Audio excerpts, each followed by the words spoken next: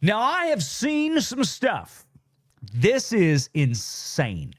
Now, when I said $350 million a few moments ago, talking about what they spent to make this movie, that is not this $350 million. This is another $350 million for this.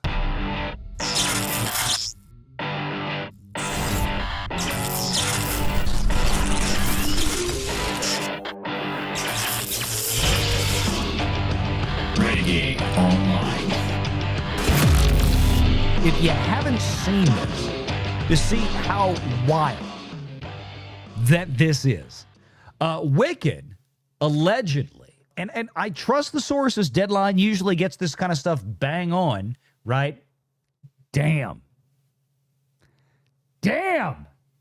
Now, I have seen some stuff.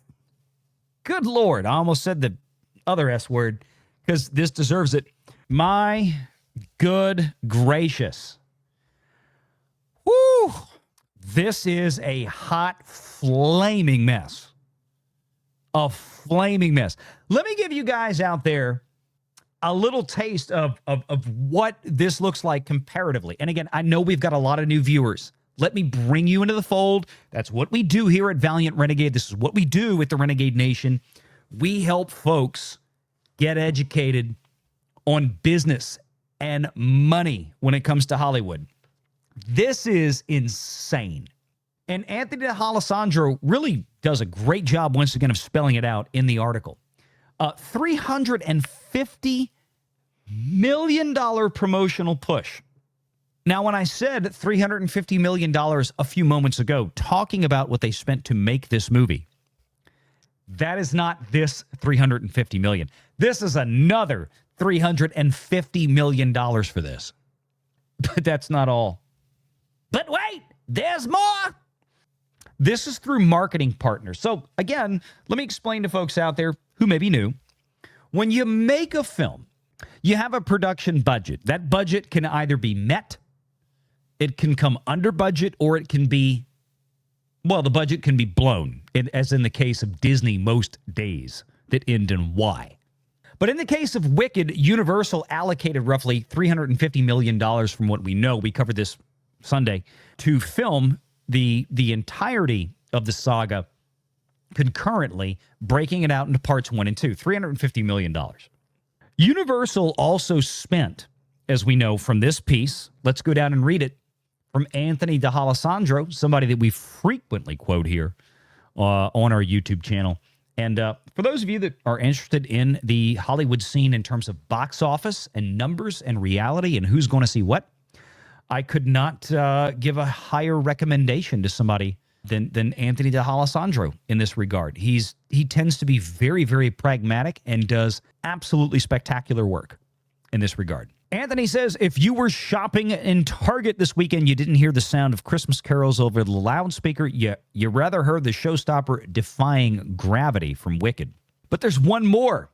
For on the main thoroughfare at the Sunset Boulevard location is the standee of Wicked attire from slippers to sweatshirts. Meanwhile, over at their Starbucks, you had a choice between Elphaba's Cold Brew and Glinda's Pink Potion. While it should be a marshmallow world in winter, it's a Wicked one. And we're just living in it. For Universal Pictures and its lineup of 450 promotional partners, 450 promotional partners. Let me stop right here and tell you what I think happened. My opinion, my business brain. Because this is more than Barbie, as far as I can recall. Universal went around and said, hey, remember what happened with Barbie in 2023 in the summer and how much money it made? And yeah. Hey, we got Wicked. We got Wicked. This is Frozen meets Barbie. This will be even bigger. You want to sign up? If I was sitting at Universal Studios, that's the conversation I would be having. For good or ill, that would be the proper business conversation to have with promotional partners. And clearly it worked. The studio, Universal, has defied all gravity in racking up a media value for the Ariana Grande and Cynthia Erivo tentpole of $350 million, the most ever for a Hollywood theatrical release. And of course, Anthony D'Alessandro does not disappoint because he took the words right out of my mouth with the following comparative metric. That number of $350 million beats the promotional partner campaigns of 2021's Spider-Man No Way Home at $220 million and 2019's Avengers Endgame at $200 million and Avatar's The Way of Water, Avatar 2, at $170 million. Spider-Man No Way Home clocked in at roughly $1.9 billion at the box office. Avengers Endgame clocked in at cumulatively just shy of $3 billion at the box office. Avatar's The Way of Water finished up at what? 2.5 billion. It was over 2 billion if memory serves. Wicked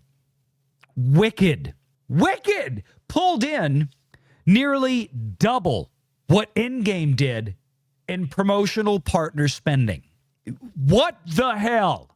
Seriously, whoever the salesman at Universal was for this, give this guy a raise.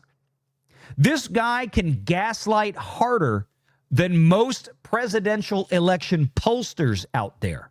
That is incredible. I am shocked beyond belief. I mean, gaslighting like this, you should have been running Enron. Wow. Is the merchandising for Wicked going that well? Maybe it is. I've seen no evidence of it. Is the cross-promotional stuff going that well with Wicked people? I don't know. Anybody want to take a look at that picture and tell me if that's selling you anything?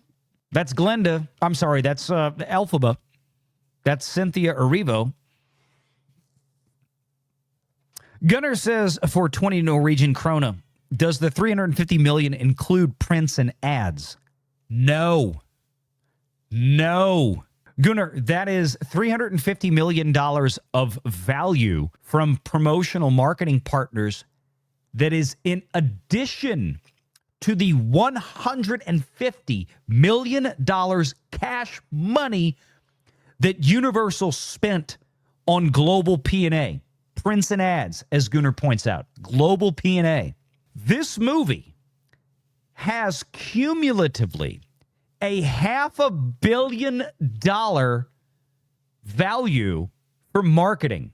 A $500 million value in global marketing, according to Anthony over at Deadline.